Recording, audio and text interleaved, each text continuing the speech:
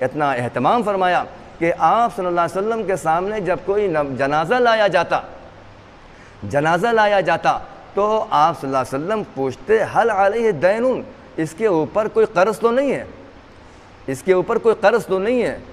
تو صحابہ کرام جب اس کے بارے میں وضاحت نہیں، ان کے اوپر کوئی قرض نہیں ہے، جب یہ وضاحت ہو جاتی کوئی قرض نہیں ہے تو رسول اکرم صلی اللہ علیہ وسلم آگے بڑھتے اور نماز پڑھاتے، اور اگر معلوم ہو جاتا ہاں قرض ہے تو جب تک کہ ان کے قرض کی ادائیگی کی کوئی ضمانت نہیں لیتا،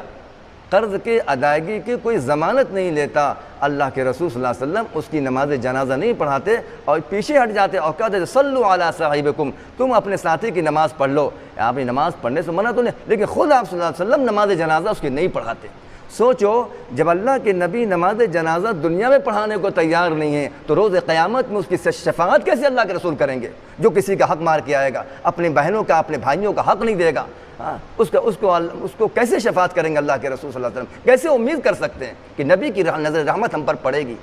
فرمایا اس لیے بہت زیادہ ہمیں ڈرنے کی اور محتاط رہنے کی ضرورت ہے۔ اور اس آیت میں جیسے یوصیکم اللہ کی آیت میں تو فرمایا للذکر مثل حظ الانثیین، یعنی اس میں گویا کہ عورتوں کے حق کو مقدم کیا گیا ہے، یعنی جب میراث تقسیم ہو تو پہلے لڑکیوں کو دو یا پہلے بہنوں کو دو پھر بھائی کو دینا ہے۔ جب تقسیم ہوگا تو پہلے بہن کو، پھر وہ اور جو بچے گا پھر بھائی کو پھر دیں گے،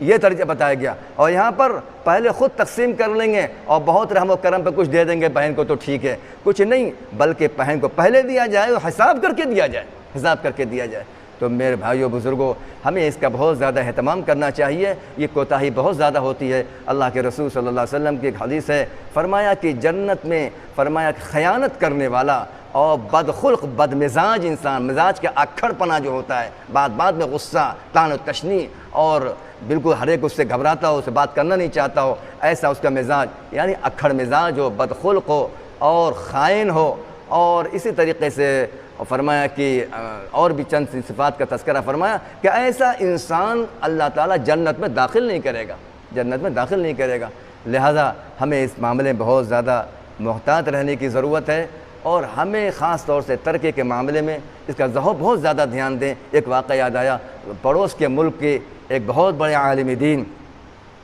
مفتی تقی عثمانی دامت برکاتہم، فرمایا کہ ان کے والد محترم کا انتقال ہوا، ان کے والد کا انتقال ہوا تو ان کی تعزیت میں بہت سے، چونکہ بہت بڑے وقت کے عالم دین تھے، بڑی بزرگ شخصیت تھی، تو لوگ ان کی تعزیت میں بہت دور دور سے آتے تھے، بڑے بڑے علماء و مشائخ آئے۔ تو بہرحال وہاں پر حضرت مولانا عبد الحی رحمۃ اللہ علیہ پہنچے